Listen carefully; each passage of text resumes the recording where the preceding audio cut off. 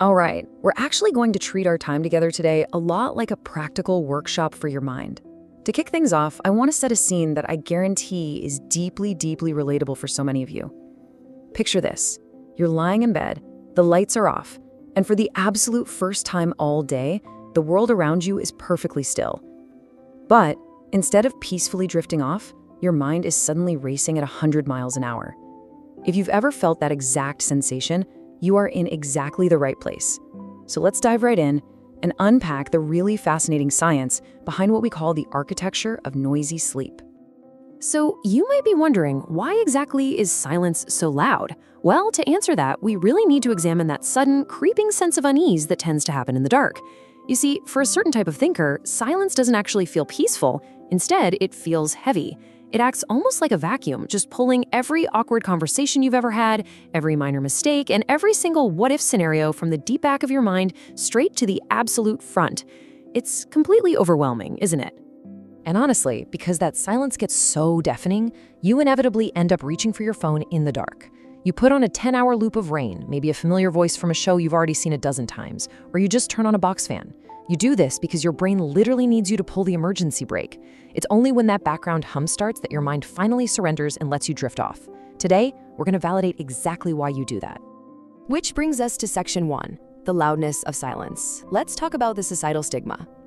Society really loves to push this whole distraction myth, right? People will constantly tell you that you're just distracted, or worse, that you just need to learn how to be alone with your own thoughts. But the reality on a biological level is vastly different. Your nervous system isn't distracted. It is actively begging for a safety signal. In this workshop, we're deconstructing this noisy sleep habit to show you exactly why absolute silence is actually a psychological nightmare for a very specific type of mind. Let's move on to section 2, your default mode network. This is all about your internal wiring.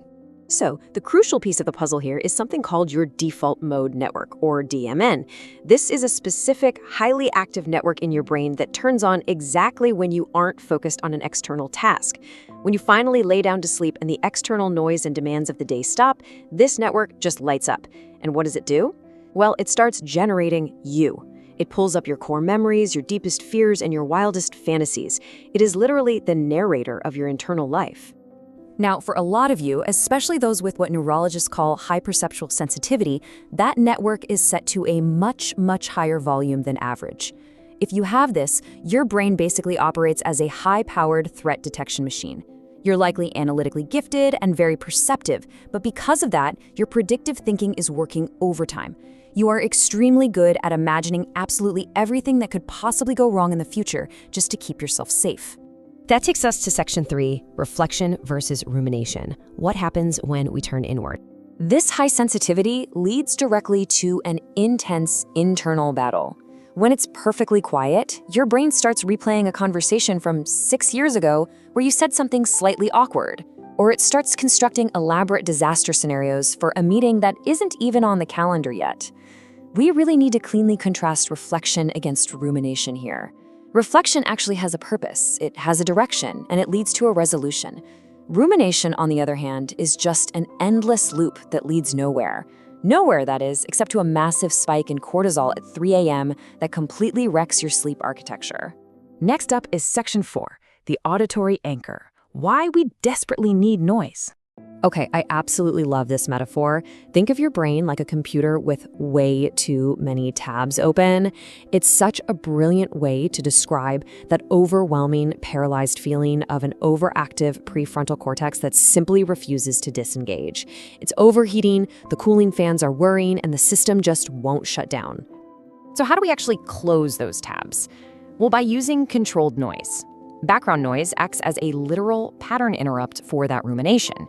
By giving your brain a low-stakes, highly predictable stream of information, like the steady rhythmic sound of rain or a narrator's calm, familiar voice, you are occupying the spam filter of your brain.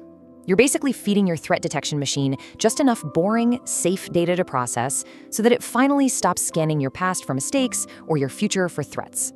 It gives those rumination loops the exact distraction they need to finally power down.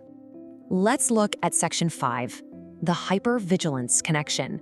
The surprising roots of this phenomenon.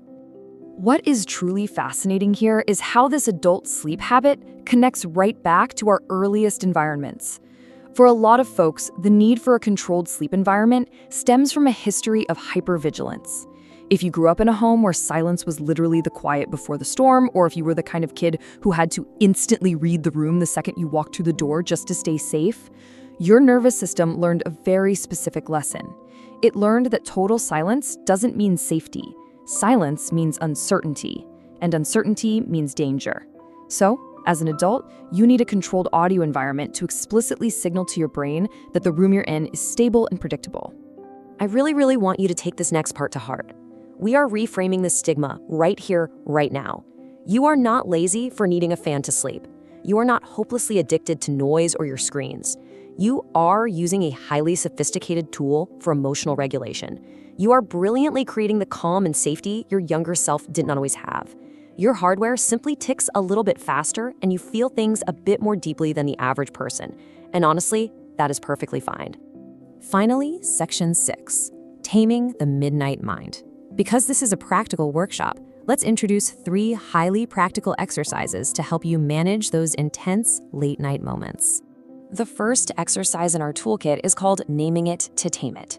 It is incredibly simple, but profoundly effective for calming rumination without ever needing to apologize for how your brain works. Step 1, simply notice the rumination loop starting. Don't fight it, just observe it. Step 2, state the biological reality of what is happening, either out loud or in your head. And step 3, use that statement to create distance. This immediately puts your rational prefrontal cortex back in the driver's seat rather than your panicked emotional centers. You can literally try using this exact phrase tonight. I notice I'm having a hypervigilance response right now. By naming it a hypervigilance response, you take all the heavy emotion out of it.